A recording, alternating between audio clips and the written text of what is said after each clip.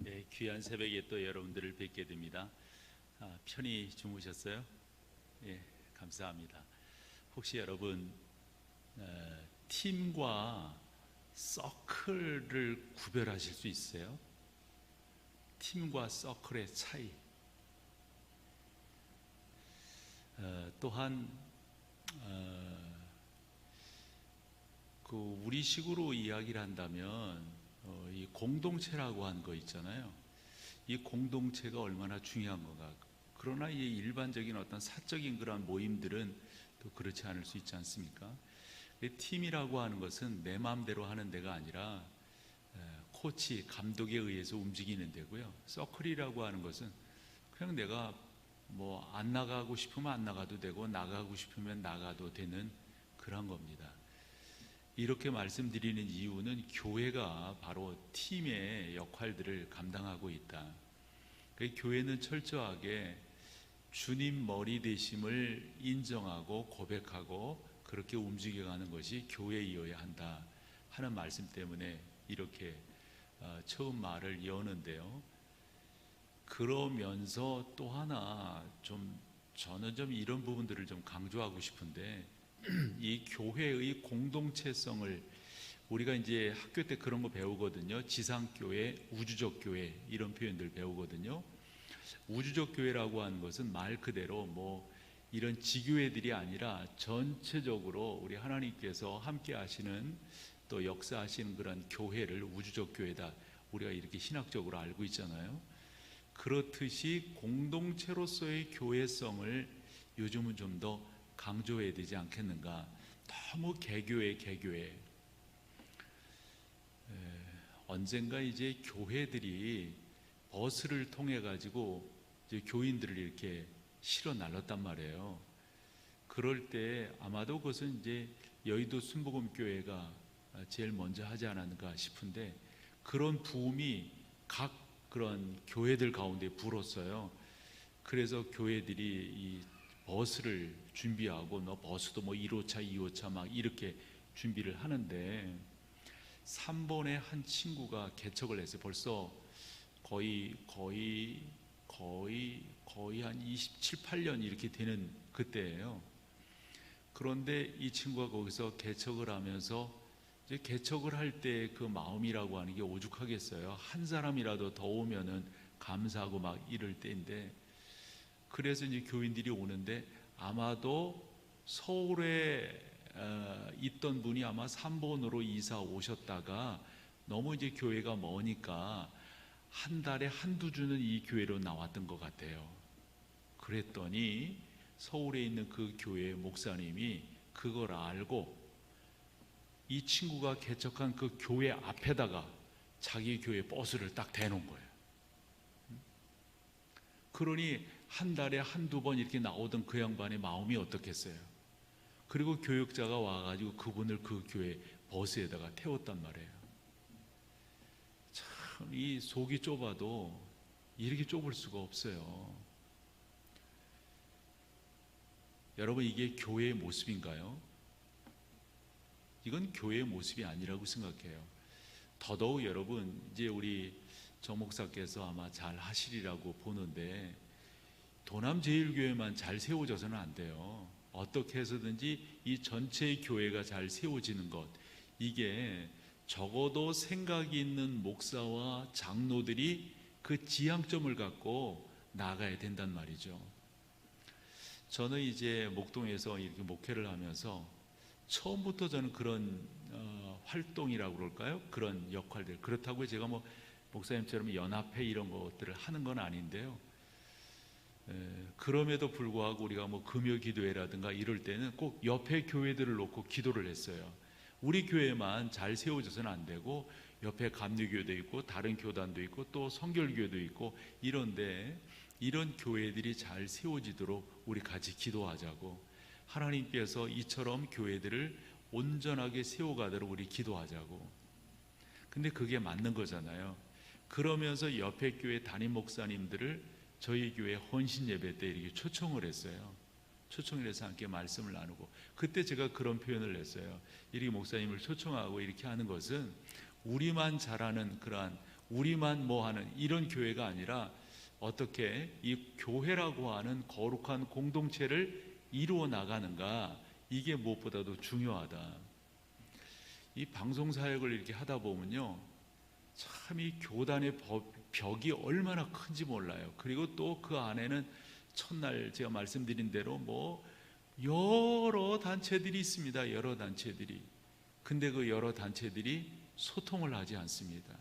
다 벽이 높아가지고요, 다 너희는 나랑 상관이 아니라 너희는 내 뒤라고 그러고 이런 식으로 해나간단 말이에요. 그러다 보니까 주님의 교회가 상처를 입게 되고 온전히 세워지지 않잖아요. 함으로 우리가 좀 더 지향점을 갖고 나가야 될 것은 교회의 공동체성입니다. 그걸 다르게 표현하면 이제 그쪽에서 그런 것들을 강조하기 때문에 또 너무 앞서 가가지고 온전함을 이루지 못하기 때문에 표현하기가 좀 그런데, 이게 거룩한 에큐메니칼 운동이에요.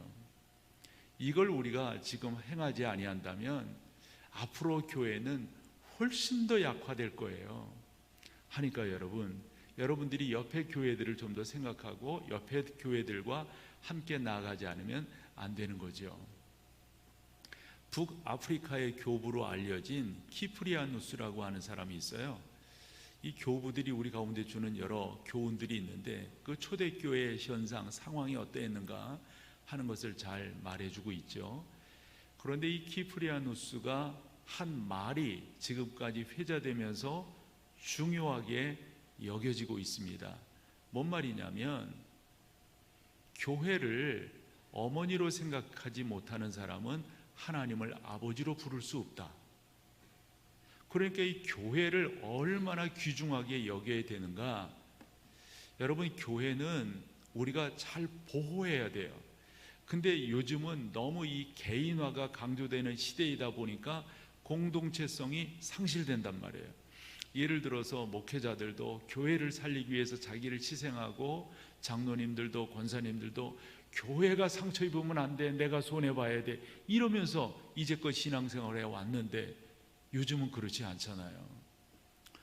종교개혁자 칼빙도 사실 키프리아누스와 같은 생각을 한 것을 제가 볼 수가 있었어요. 함으로 여러분, 이 교회의 공동체성을 여러분들이 잘 생각하면서, 사실 은혜라고 하는 것도 자꾸 내가 받아야 되고, 죄송하지만 교회가 건강하게 세워져 나가고 교회가 건강한 목표를 지향해 나간다면 그 어떤 것보다도 큰 은혜 가운데 나아갈 수 있다. 그래서 교회는, 저는 그런 생각을 하는데요, 무엇을 하느냐보다도 어떻게 존재하느냐, 이게 저는 교회의 큰 주제가 되어야 한다라고 생각을 합니다. 첫날 그런 말씀을 드렸는데요, 스위트 레너 그 교수 이야기를 좀 했잖아요. MRI. 저는 그게 상당히 중요하다고 생각합니다. 교회가 다른 무엇보다도 사역적인 면에서, 그래서 그 사역이라고 하는 것은 좀 더 섬기는 거예요. 섬기는 거. 저는 우리 교회가 지금 47년 우리도 이렇게 나가고 있는데요, 그 가운데서 40주년 할 때 우리 교회가 정한 정함이 되게 지금도 감사하고 올바로 정했다라고 생각해요. 지난 40년 은혜와 감사라고 한다면 앞으로의 40년 섬김과 봉사로 가자. 이게 교회가 존재하는 이유라고 봐요. 여러분, 그 섬김이라고 하는 것은 개인 간에도 이루어지지만 이 공동체 가운데서, 특별히 도남제일교회가 이곳에 있음으로 말미암아 지역사회가 덕을 봐야 돼요. 덕을. 저는 신앙이 좋은 것을 한마디로 이렇게 정리를 합니다. 내가 신앙이 좋다고 하는 것은 내 옆 사람이 행복해야 돼요. 내가 신앙이 좋다고 하는 것은 나 때문에 다른 사람들이 덕을 보고 있어야 돼요. 교회가 마찬가지예요. 교회가. 그래서 지역을 섬기는, 지역사회와 함께하는 그런 면에서 인카네이션이라고 하는 말도 여러분들에게 한 바가 있습니다. 무엇보다도 교회가 이렇게 잘 세워져 나간다면, 저는 난 이해하지 못하는 것 중에 하나가 교회가 세상에 욕먹는 거예요. 그거 여러분 이해되세요? 교회가 세상에 욕먹는다는 게 그게 말이 되냐고요. 교회가 교회답게 세워져 나가는데 그건 말이 안 돼요. 말이 안 돼요. 우리가 주님을 사랑하는데요, 주님의 은혜를 아는데요, 그리고 전 지금도 신학교 다닐 때 불렀던 찬양, 아굴골짝 빈들에도 복음 들고 가오리다, 부름받아 나서니 몸 어디든지, 이런 찬양하면서요, 지금도 그런 찬양할 때 가슴이 뜨겁거든요. 어릴 때 그렇게 기도했어요. 하나님, 이 감동이 끝까지 가도록 해주세요. 하나님이 이 감동이 저에게 식어지지 아니하도록 해주세요. 근데 주님께서 지금껏 그 은혜를 주시고 있거든요. 뭐냐면 이 교회라고 하는 이 공동체가 얼마나 중요한지 몰라요. 그래서 저는 이 교회를 세우는 일에, 교회를 건강하게 하는 일에 저의 혼신을 기울이고 있는데요, 교회라고 하는 것에 대해서 이런저런 정의가 있는데, 학교 때 정의 내렸던 게 지금도 남아 있어요. 교회는 한 300명에서 한 500명 정도 되는 교회면 좋겠다. 아마 이 도남제일교회 딱 이야기하는 것 같아요.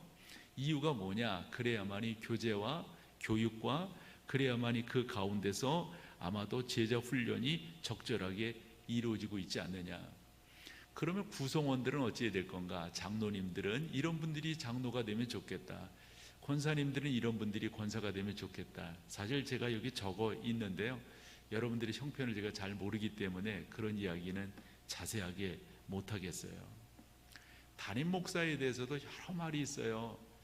대개 성도들은 자기 교회 담임 목사가 설교를 잘하는 목사이면 좋겠다. 근데 여러분 생각해 보세요. 설교를 잘한다고 하는 게 뭐예요? 설교를 잘한다고 하는 게, 적어도 여러분들이 소속이 이제 대한예수교 장로의 합동측, 우리가 흔히 개혁주의 교회라고 그러거든요. 개혁주의 교회 안에 속한 여러분들이시니까 목사님의 설교가 어떠해야 될, 다른 어떤 그 옆에 이 격가지들을 봐서는 안 된다고요. 정말 목사님이 성경을 말씀하는가, 성경이 우리 가운데 무엇을 교훈하는지를 설교하는가. 설교라고 하는 것은 선포의 개념이 있잖아요. 이것이 제대로 이루어지고 있는가. 한때 한국에서는 이 가방끈, 어떤 학위를 받았느냐, 이게 목사로 모시는 하나의 조건이었어요. 필요 없는 것은 아니지만 그게 절대 충분 조건이 될 수가 없습니다. 우리가 어떻게 하나님의 사람으로 하나님의 말씀을 사랑하고 그 말씀을 선포하는 목사인가, 이게 중요하지. 그런데 교회들은 그렇지 않은 목사들을 원할 때가 많아요. 어떤 교회 갔더니 이런 목사처럼, 제가 말하기 곤란해서 더 이상 말을 못하겠어요. 부교육자들은 이런 부교육자들이면 좋겠다. 제가 이 교회 와서 며칠간, 이제 목사들은 또 눈치가 빠르잖아요. 저도 이렇게 딱 보면 어느 정도 스캔이 되거든요. 그래서 이제 목사님께도 제가 그런 말씀을 드렸는데, 정말 우리가 이 팀을 이루어 나가는 게 참 중요합니다. 이 목사님에게서 가장 중요한 팀은 아마도 당회와 교육자 팀일 거예요. 이게 딱 맞아서 가지 아니하면 이 험난한 세상에서 거친 파도를 이겨낼 수가 없다고요. 그래서 혼연일체가 되어서, 그래서 저는 장로님들에게 종종 그런 말을 해요. 당회는 못하는 곳이냐? 당회는 보급이다, 이런 말을 해요. 우리 그 군사 용어를 쓰면 전투를 하잖아요. 앞에 최전선에 나가서 전쟁을 하는 사람이 목사들이라고 한다면, 나가서 전쟁할 때 보급이 안 되면 어떻게 되겠어요? 러시아가 우크라이나에 처음에 그 뭐 큰 소리 치고 들어갔다가 크게 어려움 당한 게 그거잖아요.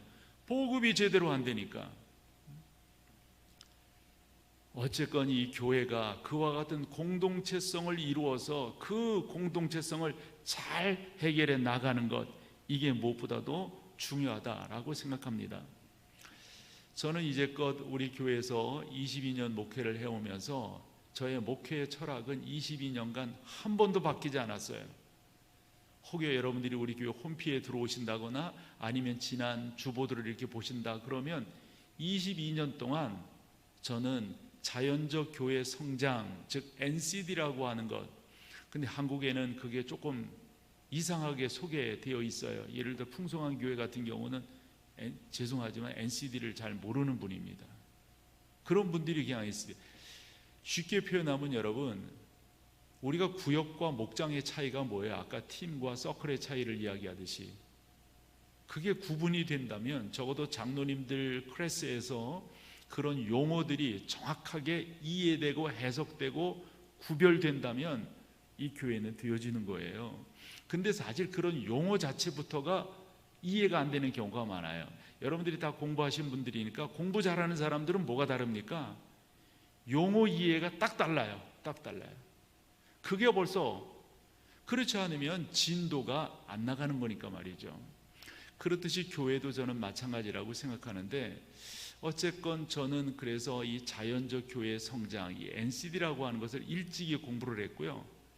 그 슈발츠라고 하는 독일 학자가, 이 사회학자예요. 그분 목사도 아니에요. 그분이 전 세계에 잘 흔히 부흥한다고 하는 교회를 리서치해 보니까 8가지 특징이 있다는 거거든요. 그 8가지 특징을 60점 이상 높여가면 된다 하는 거예요. 그래서 저는 이게 참 옳다. 그리고 목사라고 하는 게 그냥 뭐 설교한다고 목회가 되는 게 아니니까요. 목사의 영역에는 여러 분야들이 있으니까요.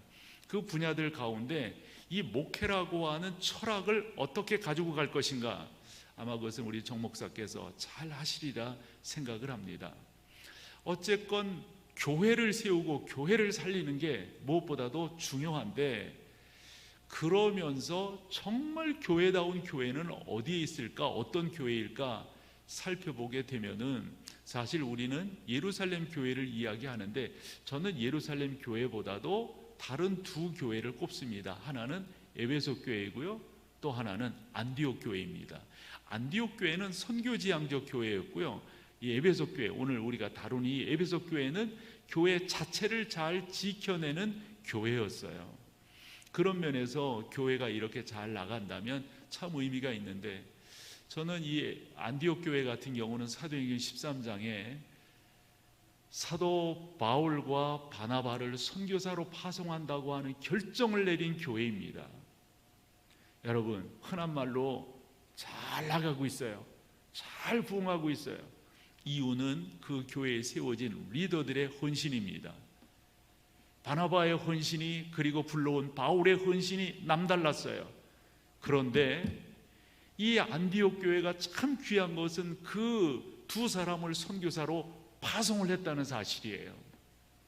에베소 교회도 마찬가지예요. 에베소 교회 오늘 우리가 본 7절, 2장 7절에 보면 그 말씀을 하고 있는데요, 두 교회의 특징이 뭐냐면 성령께서 하시는 말씀에 귀 기울이는 교회예요.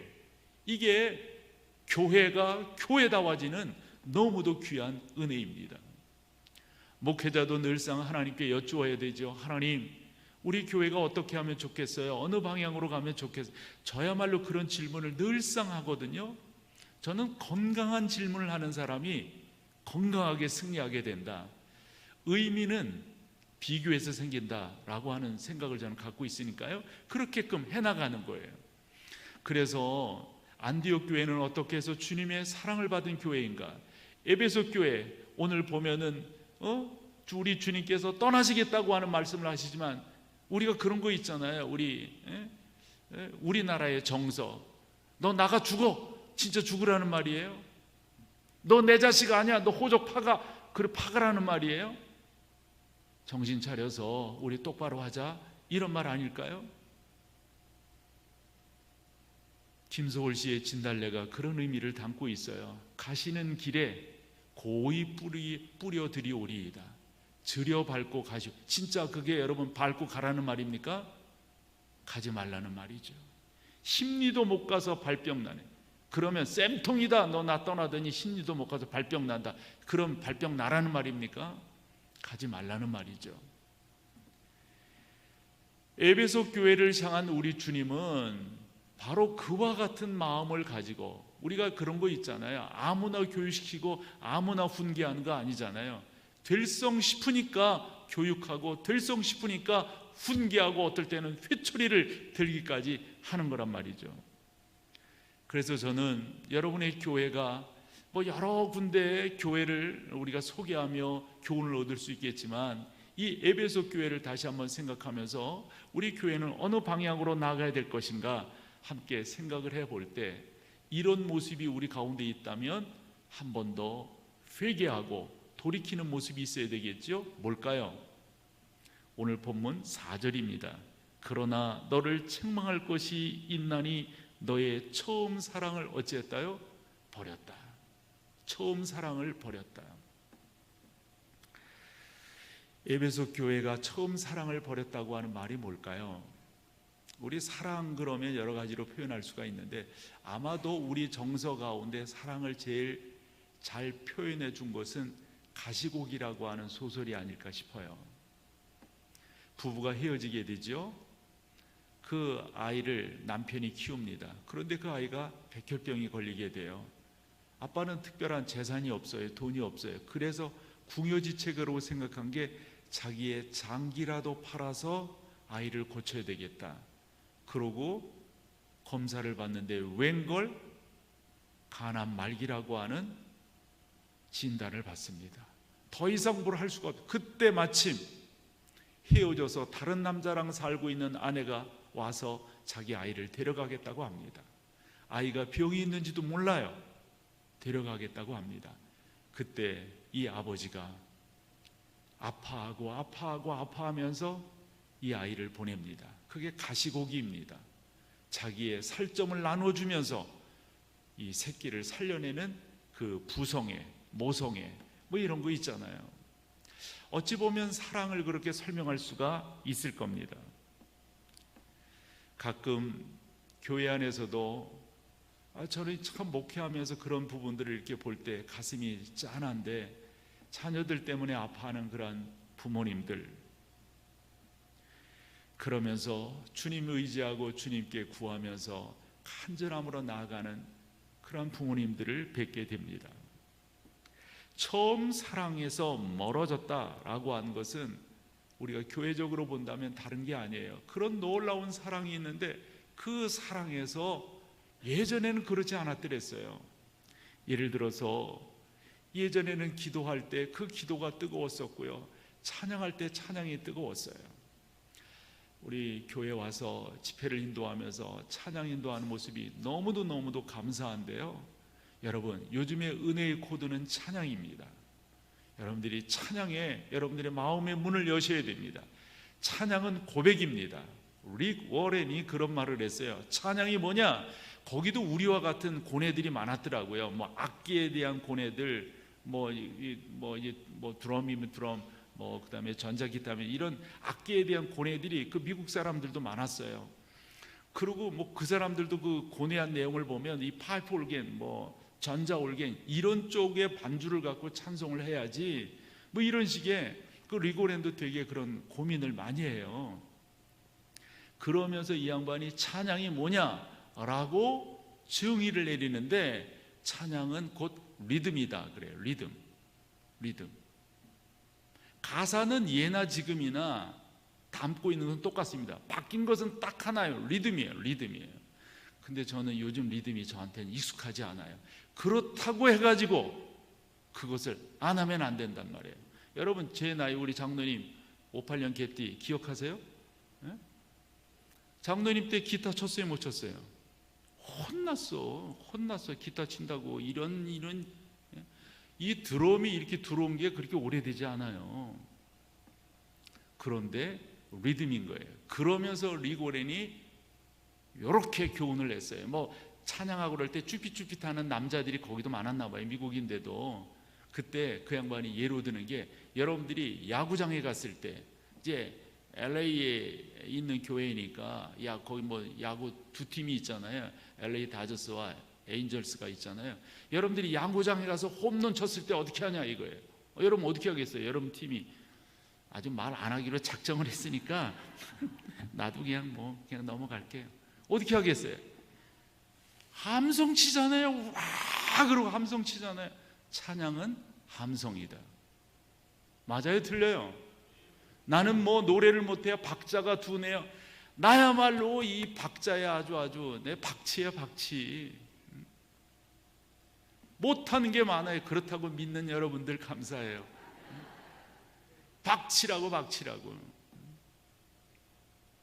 한데 여러분, 하나님을 사랑해요? 하나님을 찬양해요?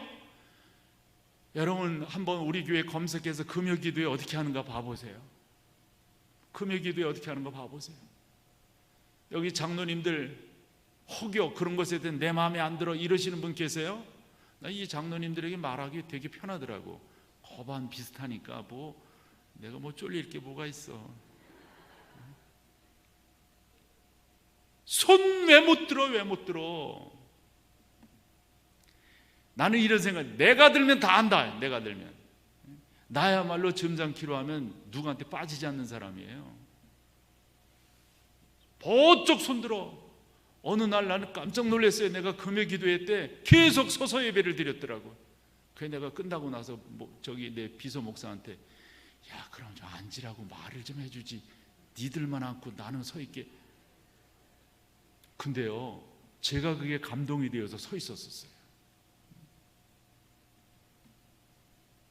우리 그런 얘기 종종 할걸요? 설교가 은혜가 안 된다고. 요즘 예배가 왠지 아주 이 포스트 코로나 시대에 이거 정말 우리가 정리해야 됩니다. 뭐를요? 영상에 깃들어 있는 거. 우리 정 목사님도 나름대로 대안을 갖고 계시던데, 여러분 예배가 편안한 게 뭔데요? 편안한 게, 죄송해요, 감격이 없는 예배가 될 수 있을까요? 고백이 없는 예배가 될 수 있을까요? 적용이 안 되는 나의 신앙, 그게 생명이 있는 걸까요? 우리 주님께서 에베소 교회에 한 말이 바로 그 말이에요. 내가 처음 사랑을 버렸느니라. 처음에 에베소 교회가 그런 교회 아니었어요. 감동이 있었어요. 찬양이 있어요. 여러분 에베소라고 하는 지역을 가보면 말이에요, 그 우상이 이게 아담의 여신이라고 하는 게 있잖아요. 그 악의 영이라는 거 여러분 아시죠? 그게 있잖아요. 마치 그냥 장마철 이 검은 구름처럼 꽉 내려치고 있는 거예요. 바울이 그곳에 가서 복음을 전도했을 때 반대하는 사람들 많았죠. 그런 가운데 주의 복음이 힘을 얻어서 성도들이 세워지고 교회가 세워지고 그 가운데서 하나님을 예배하는 놀라운 예배 역사가 일어났다고요. 무서워하지 않았어요. 겁내지 않았어요. 그런 에베소 교회인데 언제부턴가 매너리즘에 빠지게 되는 거예요. 기도가 돼. 저는 그렇게 생각해요. 감동이 없는 그 어떤 것, 뭔 의미가 있어요? 죄송하지만 횟수가 중요한가요? 많이 나오는 게 중요한가요? 안 나오는 것보다는 낫겠지만, 저는 교회에서 그렇게 말을 해요. 그게 뭔 의미가 있어요? 내가 하나님 앞에서 내 자신을 세우며 주의 은혜를 구하며, 또한 구하며 나아갈 때 내가 발견되잖아요. 내가 어떤 사람인가가. 그래서 주님 앞에 온전함으로 세워갈 때 주께서 부으시는 은혜, 종종 말씀드리지만 저는 바울이 복음에 대해서 어떠한 감동을 갖고 있었는지, 나는 복음을 부끄러워하지 아니하노니, 그 복음에는 하나님의 능력이 나타났습니다. 감동이 식어지면 아무것도 안 되는 거예요. 지금도 그렇게 기도해요. 주님, 제가 목사로서 이렇게 목회를 하면서 참 매너리즘에 빠지는 게 제일 무서워요. 제일 무서워. 그냥 하는 거, 그냥 설교하는 거, 그냥 찬송해, 그냥 예배 드리는 거, 제일 무서운 거예요. 제일 무서운 거. 여러분들에게 그런 아픔이 없기를 소망합니다. 하도 처음 사랑이 식은 사람들을 보면은 그렇게 뭔가를 이렇게 의무적으로 하려고 그래요. 의무적으로. 그리고 그런 사람들에게 보면 죄송하지만 두 가지 특징이 나타나는데, 하나는 공치사예요. 참, 목사가 안 알아주면 어때요? 알아주면 감사한 거지만 안 알아주면 어때요? 목사님, 이분이 이번에 꽃꽂이 한 거예요. 못 들은 척해. 제 아내도 자꾸 그런 얘기를 해요. 그거 당신 그렇게 해줘.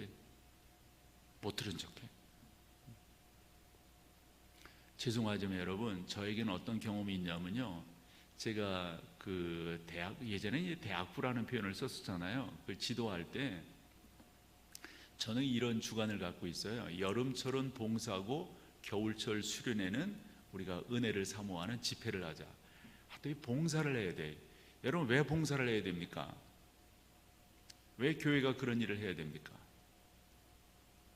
그게 우리 하나님의 모습이기 때문에 그렇습니다. 우리 하나님은 당신의 것을 계속 나누신 분이세요. 우리의 생명은 어디로부터 왔어요? 코에 생기를 불어넣으시니 생명이 된지라. 창세기 1장 26절. 우리가 우리의 형상, 우리의 생명은 뭐예요? 짐승이 아니에요, 여러분. 우리는 하나님의 영을 부여받은 거예요. 그래서 우리는 하나님의 자녀인 거예요. 그래서 우리 가운데는 하나님의 속성이 있는 거예요. 속성. 우리 다 배웠죠? 공유적 속성과 비공유적 속성. 우리 가운데 그런 게 있는 거예요. 우리가 사랑한다, 한다. 그런데 이와 같은 하나님의 속성이 죄로 말미암아 완전히 파괴가 되었어요. 그때 하나님께서 아담과 하와를 부르시고 그들에게 죽음이라고 하는 것을 현장 교육시키신 후 가죽옷을 입히심으로 하나님 앞에서 회복의 길을 열어주셨어요. 그 회복의 길을 열어주시는 것이 바로 제사예요. 제사, 헌신이에요. 그 하나님 앞에 드리는 거예요. 나누는 거예요. 하나님은 계속해서 나누는 일을 하십니다. 우리 주님 이 땅에 오셔서 그와 같은 일을 하셨어요. 나누는 일 중에 가장 큰 것이 하나님께서 독생자 외아들을 이 땅에 보내시기까지 하신 거예요. 그 정도로 나누셨어요. 우리는 그로 말미암아 생명을 얻었어요. 그렇다면 우리가 어떠한 모습이 되어야 할까요? 그저 우리끼리만 모여가지고 우리는 계속해서 나누어야 돼요. 섬겨야 돼요. 우리 하나님의 정신이에요. 우리 주 예수 그리스도의 교훈이에요. 가르침이에요. 내가 새 계명을 너희에게 주노니 서로 사랑. 그 서로 사랑하라는 게 뭐예요? 섬기는 거예요. 섬기는 거. 이 기독교의 건강한 아주 기본적인 정신이 여러분 가운데 되어져 있다면, 다시금 원점으로 돌아가서 에베소 교회가 그렇게 세워졌어요. 반대 많은 그런 가운데서 세워졌어요. 그런데 그런 가운데 두 가지 특징이 나타나요. 하나는 뭐만 하면 자꾸 유세하는 거예요. 내가 그 일에 했어요. 도남제일교회는 그러지 않기를 소망합니다. 알아서 해줄게요. 알아서. 우리 주님 알아서 여러분들에게 위로하시고 격려하시고 칭찬하실 거예요. 또한 이 매너리즘에 빠진 그러한 사람들, 주 예수 그리스도의 사랑이 식어진 사람들에게 나타나는 또 하나의 특징은 하여튼 뭐만 하면 상처받았대. 아이고 참, 뭐만 하면 상처받았대. 제발 그러지 않기를 소망합니다. 그러시면서 우리 주님께서 회복의 길을 열어주시는데 그 회복의 길이 2장 5절이에요. 여기 영상으로 보여줄 수 있으면 보여줘 보세요. 2장 5절. 여러분 성경을 한번 봐보세요. 그러면 2장 5절 다 같이 한번 읽어보세요. 시작. 그러므로 어디서 떨어졌는지를 생각하고 회개하여 처음 행위를 가지라. 만일 그러지 아니하고 회개하지 아니하면 내가 내게 가서 내 촛대를 그 자리에서. 여러분 여기서 중요한 것은 우리 주님께서 회복의 방법을 가르쳐 주셨는데 첫 번째가 뭐냐면 어디서 떨어졌는지를. 어디서 떨어졌는지를. 그러면서 우리가 성경 공부할 때 동사 연구하잖아요. 동사 연구. 여기에 세 개의 동사가 나와요. 뭐죠? 생각하고 회개하고 그 다음에 행위를 가지라예요.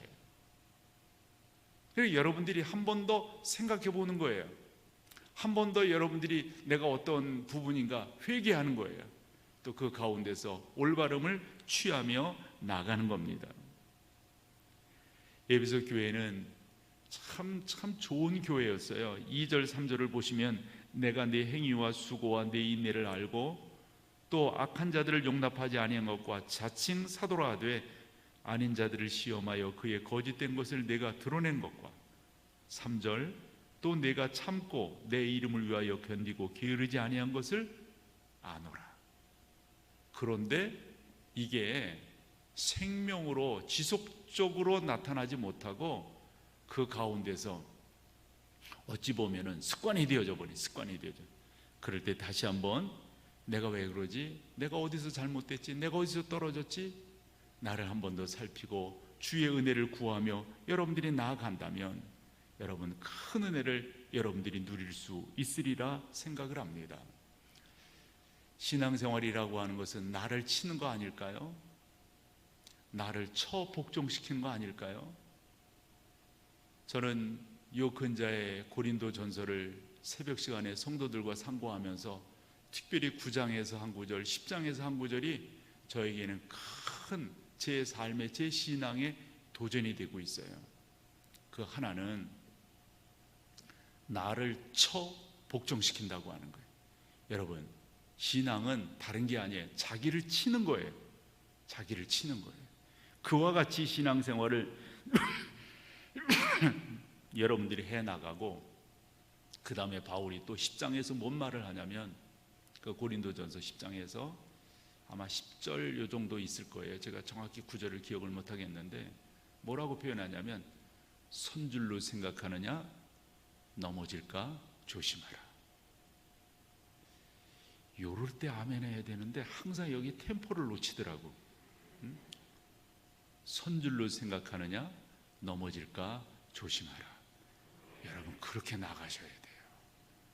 신앙생활 다른 거 아니에요. 괜히 말이에요. 참이 그 세상 말로도 선 사람 잡는다고. 진짜 예수님 깊이 만나지 아니한 사람이 엉뚱한 것 가지고 맞이요. 아직 태권도에서 태극 일장한 사람이 대련 뜨자고 한다니까. 꼭 보면 조금 안다고 한다는 사람이, 아니 성경을 알면 목사만큼 알겠어요. 성경을 연구해서 목사만큼 연구했겠어요. 교회를 사랑한다면 죄송해요, 목사만큼 했겠어요. 교회를 세워간다면 목사만큼 세워갔겠어요. 교회의 지향점을 갖는다면 목사만큼 지향점을. 그런데 태극일장한 사람이 대련 뜨려 하듯 꼭 신앙생활 얼마 안 된 사람이 교회는 이래 되지 않냐고, 교회는 이렇게. 여러분들은 다시 한번 여러분들을 살피는, 내가 어디서 떨어졌는지 그 행위를 또 회개하고 한 번 더 주 앞으로 나아가는 그러한 여러분 되기를 간절히 소망합니다. 그렇다고 하면 우리가 왜 이와 같은 신앙을 가져야 되는 거예요? 저는 좀 더 강조하고 싶은 게 서두에 말씀드렸듯 공동체성이에요. 우리의 공동체성을 잘 갖지 않는다면 이게 뒤어지지 않는 거란 말이죠. 그래서 전 이런 생각 가져요. 목사인 내가 하나님 앞에 잘 쓰고 헌신하면 사실 내가 복 받는다는 것보다도, 이제 저는 목사이기 때문에 그런 생각을 갖는지 모르죠, 성도들이 복을 받는 거예요. 제가 목회를 해오면서 깨달은 것 중에 하나가 그런 거예요. 그 십자가 내가 지지, 그 힘든 일을 내가 하지, 그 일 내가 걸어가지. 그러면 주변 사람들이 덕을 봐요. 주변 사람들이. 어제 말씀드렸잖아요. 저희 부모님 헌신으로 저는 이렇게 복을 받고 살고 있어요. 그걸 내가 안다면 그냥 나만 잘 먹고 잘 살면 되겠어요? 저는 종종 저희 아이, 둘째 아이한테, 남자아이, 제 아내랑 그 아이를 이렇게 갖고 또 태어나고 그러면서 나도 그런 마음을 가졌는데 아내도 그런 마음을 가졌더라고. 이 아이가 자라서 하나님의 종이 되면 좋겠다. 근데 자기는 다른 거를 해보고 싶대요. 계속해서 다른 걸 해보고 싶대요. 그 미국에 유학을 하면서도 네가 그 길을 가면 좋겠다. 아빠는 내가 그 길을, 어쨌건 그래서 그 길을 가게 되는데, 제 생각은 그런 생각이에요. 얘가 이제 어디인가 이력서를 내거나 뭐 하거나 누구를 만나거나 그럴 거 아니에요. 그러면 애비 이름이 나올까요, 안 나올까요? 제 이름 나올 거라고요. 그러면 어머머, 너 김 목사 아들이로구나. 이래야지. 아무 말도 안 해. 예? 그러면서 쟤 잘러. 이러면 되겠어요? 여러분, 신앙생활 다른 거 없어요. 여러분의 집안을 교회로 만드는 거예요. 여러분들의 자녀들에게 인정받는다는 표현이 좀 조심스럽지만 이렇게 세워가는 거예요. 저는 이제까지 살아오면서 이게 조금 격가지로 나가보면 제 아내에게 신뢰를 얻으려고 많이 노력을 했어요. 신뢰를 얻으려고. 바깥에서는, 그래서 목사들 가운데 농담이 있잖아요. 이부자리 갖고 강단으로 가라고. 여기서만 훌륭한 거야, 여기서만. 그렇게 이부자리 갖고 강단으로 가야지. 아내에게 신뢰를 주는 거예요. 그래서 저는 저에게 무슨 일이 있거나 이렇게 살다 보면 별일 다 있어요. 참 이상한 눈길들 많아요. 제 아내한테 다 일러 바쳐. 당신이 저 손 좀 보라고. 나도 이제까지 살면서 별 소문 다 들었어요. 어떤 사람은 와가지고 자기가 계시를 받았대. 뭔 계시냐 그랬더니 나한테 온 게 아니야. 저는 이렇게 하나의 절차를 밟아서 오게끔 돼 있는데 우리 목사들한테 또 비서 목사한테 그런 자기 계시를 받았는데 저랑 결혼하는 계시를 받아. 정말 아주 진짜 이 교회 안에는 돈 사람들도 많고 참 별 사람들 다 있어. 그만 얘기하고요. 그러므로 여러분의 교회는 주님 앞에서 잘 세워져 나가기를 소망하는데 결론이에요. 어떻게 하면 될까요? 7절 보여주실래요? 7절 같이 읽어보세요. 시작. 귀 있는 자는 성령이 교회들에게 하시는 말씀을 들을지어다. 이기는 그에게는 내가 하나님의 낙원에 있는 생명나무의 열매를 주어. 여러분, 이게 중요한 표현이거든요. 귀 있는 자는, 귀 없는 사람이 어디 있어요? 저 귀는 무슨 귀입니까? 성령으로 인쳐진 거죠. 여러분들의 심령을 말해요. 그래서 성령이 교회들에게 하시는 말씀을 들을지어다. 여러분, 성령께서 우리에게 인쳐주지 아니하시면, 은혜 베풀지 아니하시면, 우리의 마음을 열지 아니하시면 하나님의 말씀이 들려지지 않아요. 그래서 여러분들이 기도할 것은 주의 말씀이 들릴 수 있도록, 계속 보여주세요. 주의 말씀이 들리게, 주의 말씀이 내 안에 들어오게끔. 그 다음에 중요한 거 봐봐요. 중요한 거. 이기는 그에게는 내가 하나님 낙원에 있는 뭐지요? 생명나무. 이거 어디서 많이 들은 거 아니에요? 이 생명나무 어디에 있어요? 어디에 있는 거예요? 그죠? 에덴 동산에 있는 거죠. 그러니까 여기에서 낙원에 있는 생명나무, 다시 에덴에 있는 그것보다도 하나님께서 우리에게 영생하는 은혜를 주신, 영생하는 은혜. 근데 여러분, 가만히 생각해 보세요. 가만히 생각해 보세요. 앞으로 몇 년 더 사시겠어요?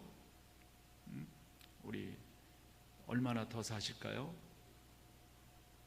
저기 58년 개띠 얼마나 더 살 것 같아요? 아버님이 오래 사신다고 장로님도 그러라는 보장이 있어요? 조심스럽게 생각하게 되죠. 저도 생각하니까 저는 이제 그런 생각하거든요. 나름대로 이제 계획을 해봐요. 70까지 요 강단에 이렇게 당당하게 쓰다가 은퇴해야 되겠다, 이런 생각을 하는 동시에 어느 정도까지 건강을 마음껏 유지하며 살아갈 수 있을까요? 얼마 남지 않았어요. 얼마 남지 않았어요. 저는 이 부모님으로부터 정말 좋은 건강을 물려받은 이 DNA가 있는 사람인데도 불구하고 여기 언덕 내려갈 때 휘청휘청 되더라고. 나 왜 이러지? 근데 이거 잡았어요. 이따가 쳐다보지 말아요. 잡았다니까. 이 계단이 조금 높더라고, 저한테는.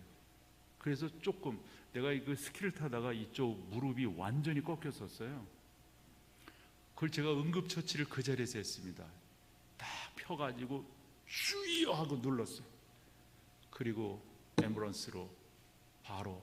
그랬더니 뭐 인대가 뭐 찢어지고 뭐 그 인대 알잖아요. 그 속에 있는 거. 그러니까 참 연골. 그다음에 이 내측, 외측, 그다음에 앞에 있는 게 십자인대거든요. 이 내측 인대가 그 찢어버리니까 너덜너덜 그 고무줄 이렇게 늘어나면 있잖아요. 그 너덜너덜하는 그런 식으로 늘어난 거예요. 그래서 저는 저의 그 신체에서 이 무릎이 좀 약한데 조금 그러더라고요. 뭔 말이에요? 저도 늙어가는 거예요. 다 그 시간을 갖게 되어져 있습니다. 한 번 더 생각하세요. 나는 하나님 앞에서 어떻게 살다가 갈 건가? 더더욱 중요한 것은 내가 이 땅에 존재함으로 나의 신앙을 통해서 덕을 보는 사람이 얼마나 있는가? 많으면 많을수록 좋은 거예요. 그게 생명나무의 열매를 먹은 자의 삶의 태도인 줄로 믿습니다. 무엇보다도 여러분, 성령의 음성을 들으셔야 합니다. 성령 하나님께서 여러분들에게 교훈하실 것입니다. 하나님을 경험하는 삶의 저자인 블랙가비는 하나님의 음성을 듣는 루트는 너무도 많다고 그랬어요. 저는 그 중에 두 가지를 강조합니다. 우리가 설교를 통해서 성경, 기도 이런 거 다 알잖아요. 그러나 두 가지 저는 특별히 강조합니다. 서양 사람들이 그런 말을 해요. 환경은 하나님의 사이렌이다. 하나님이 그런 상황 그냥 주신 거 아니에요. 생각하라고 주신 거예요. 또 하나는 믿음의 사람들과 더더욱 관계를 깊이 하는 거예요. 저는 교회에서도 그렇게 말해요. 절대적으로 여러분 부정적인 사람과는 멀리 하십시오. 아주 선천적으로 부정적인 사람들이 있어요. 저는 그렇게 생각하거든요. 성령의 인침을 받은 사람은 인간이 개조되게 돼 있어요. 그런 질문 받아요. 목사님, 그 사람의 본성이 신앙생활하면서 없어져요, 안 없어져요? 질문 받아요. 여러분들이 질문을 받으셨어요. 뭐라고 답하실래요? 그렇다고 거기서 그리 고개를 가로저으면 뭐라고 답하실래요? 저는 잘 몰라요. 그러나 한 가지는 알아요. 성령의 법이 육신의 법을 눌러버려. 이게 없어진다고는 전 말 못하겠어요. 그러나 이게 올라와야 돼요. 성령의 법이, 육신의 법은 눌려져야 돼요.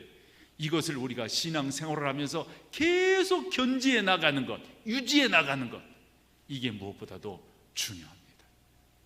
그렇게 해서 여러분들을 통해서 좀 덕보는 사람들이 많아야 돼요. 여러분 때문에 행복하고 여러분 때문에 감사하고, 아니 목사가 있어가지고 그 교회가 행복해야지, 목사가 그 교회 짐이 되고 그냥 그건 건 아니잖아요. 그러기 위해서는 바울이 말한 것처럼 나를 복종시켜야 돼요. 그러기 위해서는 손줄로 생각하느냐, 넘어질까 조심하라. 늘상 하나님 앞에서 겸손한 자세로 나가지 않으면 안 돼요. 이게 성령의 음성을 듣는 자의 태도라고 저는 믿습니다. 우리 같이 찬양하며 나가죠.